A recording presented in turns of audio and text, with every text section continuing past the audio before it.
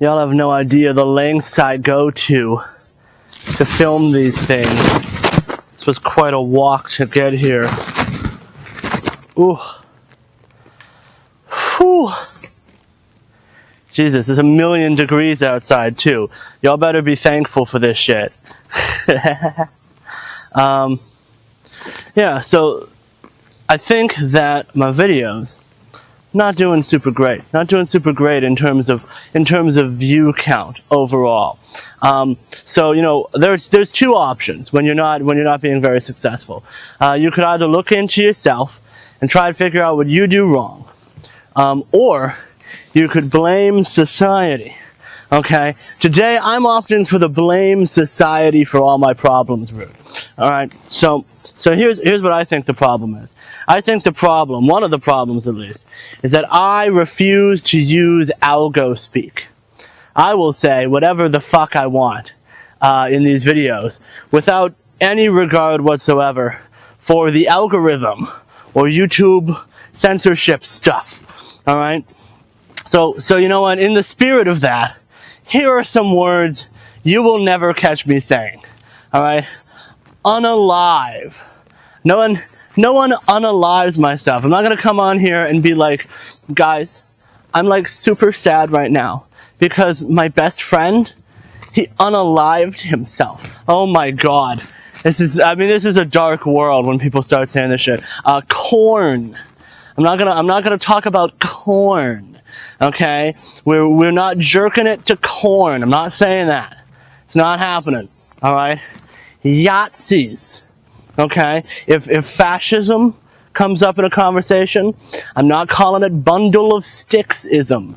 Alright? If I'm referring to somebody of a far-right disposition, I'm gonna call him a Nazi. I'm not calling him a Yahtzee. Okay? Not happening. Ain't nobody on this earth have a body part called nip knobs. It's not a thing. There's no such thing as nip knobs.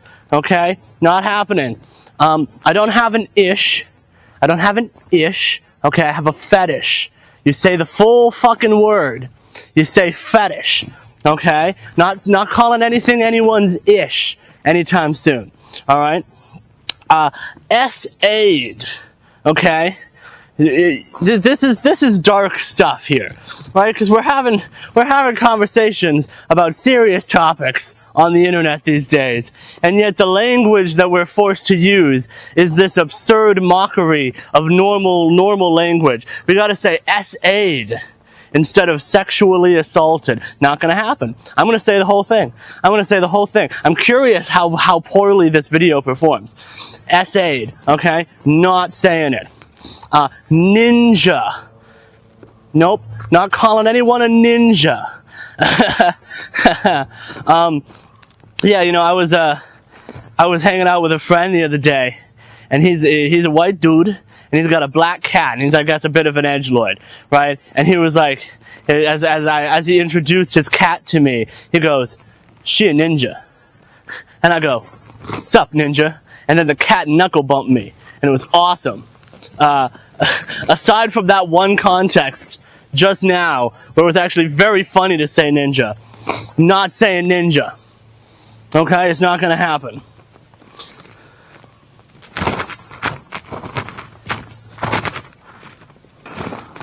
While we're on the subject, while we're talking about, don't turn your mic away. While we're talking about language here, I think I should note. I've said before, I'm not a fan of the rigidity of language. Some, what you might call PC terms, politically correct or what have you, right? Some of them are better than others, I think. I don't think all, terms are created equal here. One thing that I like a lot, this is very nice, the fat acceptance movement, okay? This is a movement I've been critical of in the past, okay? But terminology-wise, they're killing it, okay? They have this thing where they say, I'm not overweight. I'm not plus-sized. Stop referring to me as having a little extra pounds, a couple extra pounds on. You see that on the dating apps, right? You know, are you average? Are you curvy? Or do you have a couple extra pounds? A couple extra, because they can't say fat, because that would be too real, right? Fat acceptance movement has this thing where they say, stop patronizing me, basically. Stop talking down to me. Stop talking around the issue. They're just like, just say fat. Just call me fat, right? And they're sort of doing a reclamatory thing where they use the word fat as a self-descriptor. And they don't say, you know, obese or plus size or any other words like that. That is kind of nice, right?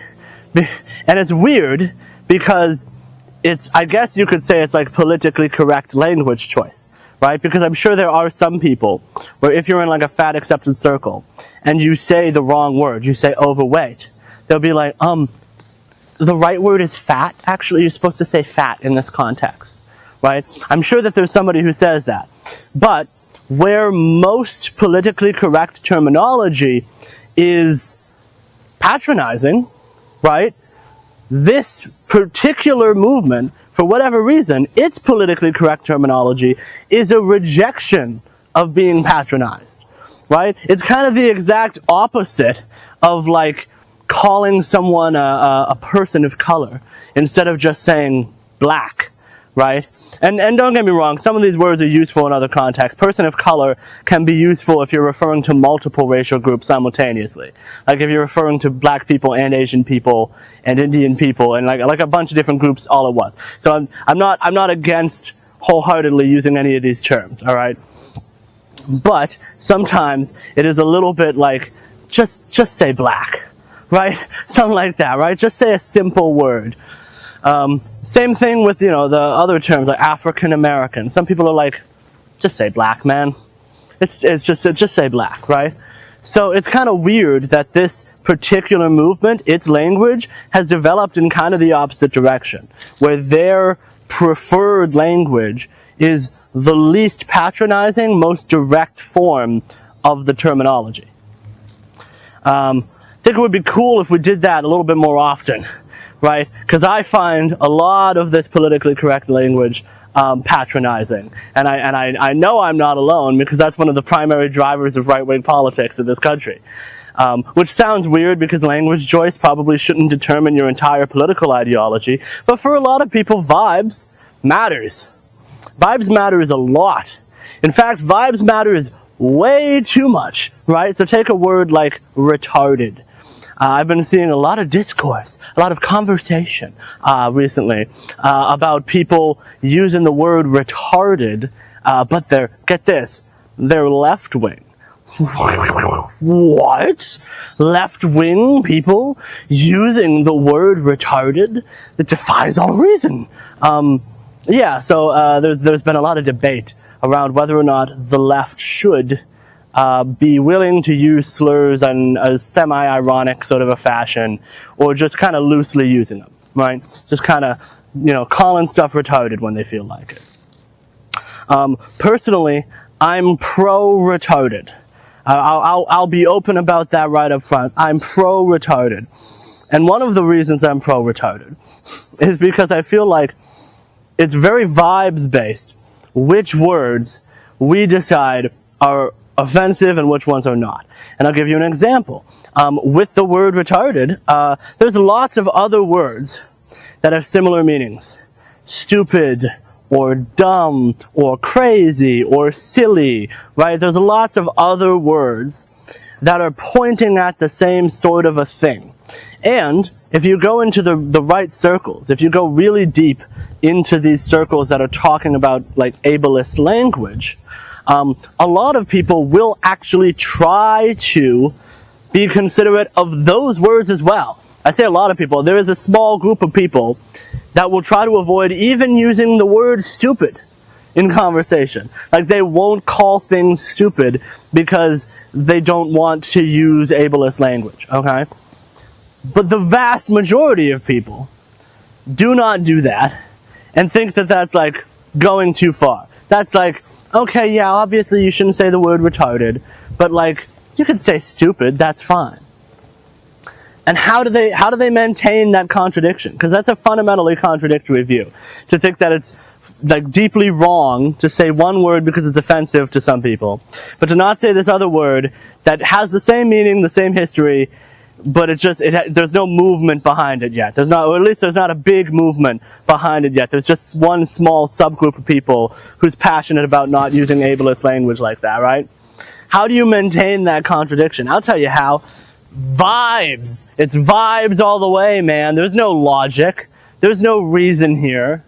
And this is one of the things that frustrates me the most, is that I feel like all of these rules were made up without ever being explicitly made up. Nobody ever decided upon them. Nobody ever agreed upon them. And we're just operating off of them because it's pure vibes. It's just vibes. There's no rhyme or reason. And, I used to even make this my argument, right? I had a friend at one point, he came up to me, and he was like, "Sup, nigga?" And this is a white dude, right? And he came up to me and he said that, and I was like, "Hey," right? At the time, I was a little bit more on a different wavelength than I am now, and I was like, "Ooh, don't say that, man," right? And I cringed at it, and in my head, I tried to come up with very specific reasons to explain to him what the problem was.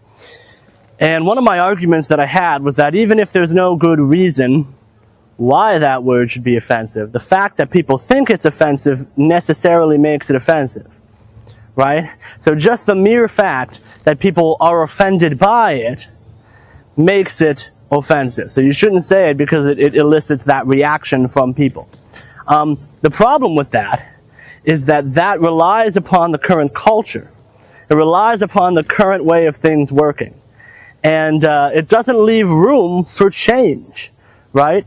In order for words to become offensive in the first place, a change has to take place that causes that word to become considered offensive. And just as there can be a change in one direction, there can be a change in another direction.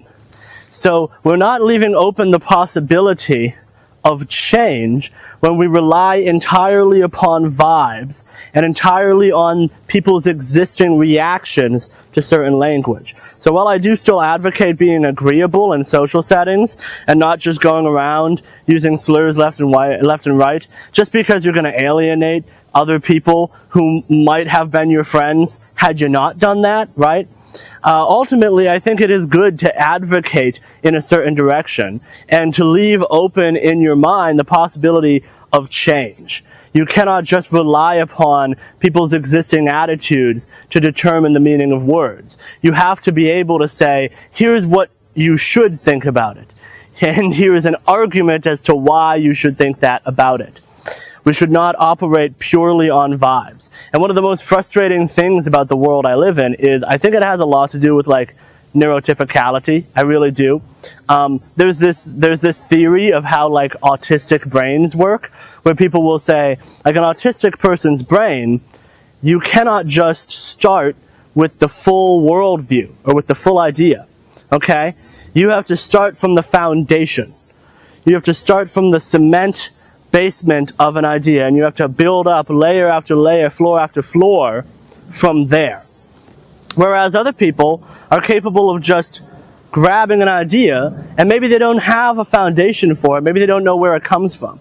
For me, this has always been true in my life, that I need this foundation, to the point where literally everything I believe has a foundation in like the biggest questions of life, like asking like, what is the meaning of life? Had to come first. Like I'm to the point where I'm like, oh, I need to do my homework tonight. Why do I need to do my homework tonight? Well, because I need to get into college. Why do I need to get into college? Well, because I need to make money. Why do I need to make money? Because I need to be happy. Why do I need to be happy? Right? Like it literally goes all the way down to the core. Other people are just like, man, I got to do my homework tonight. They don't have to get to the root every single time they think something. And this is maybe a good thing. It's functional. It's liquid. It lubricates society. I think it makes everything flow a bit more smoothly. It certainly seems to make them better at socializing, right? But it also makes them behave in very deeply irrational ways. Makes them tend to be much less critical thinkers, I think. And that's stupid. And I refuse to be a part of it. I think we should be doing more critical thinking, not less. So we should be depending on vibes less. And so often, vibes are the entire basis of our worldview, right? So for example, I'll talk about platforming and cancel culture. I made a video recently, The Deregulated Marketplace of Ideas, right? And my argument in that video was that we should get rid of this line of reasoning that says no platform for fascists on the left, because it lays out the ideological foundations for, I think a bee thinks I'm a flower. Because it lays out the ideological foundations for smaller cancellations over smaller issues, right? So maybe the initial concept seems reasonable. Don't be friends with Nazis. Seems reasonable enough. But it very quickly turns into don't be friends with transmedicalists, because they're also bigots, right? But the transmedicalists are trans people, right? They're not Nazis. They're like a moderately conservative leaning faction of trans rights activists. That's not a Nazi. And you should be able to have conversations with that person and live in a society with that person. And so, what will end up happening, I think, is people will, on a purely vibes basis, make their judgments about individual people and their individual actions. And this is how people can ignore the problems in their own reasoning when it comes to these issues, right? So say somebody like ContraPoints, this is my go-to example. ContraPoints has a transmedicalist read a single line of dialogue in a video that was not even about trans issues, it was about wealth inequality. Reads a single line and gets canceled for it, right? I think what most people on the left do in that scenario, when they see that happen, is they just think to themselves, okay, well, that particular cancellation, that was a little bit silly.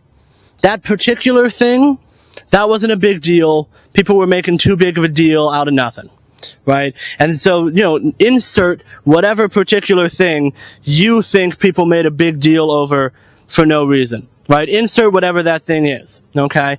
You just point to that thing and go, yeah, I think in that case people were making a big deal out of nothing. But the general principle of holding people accountable for who they platform should stay around.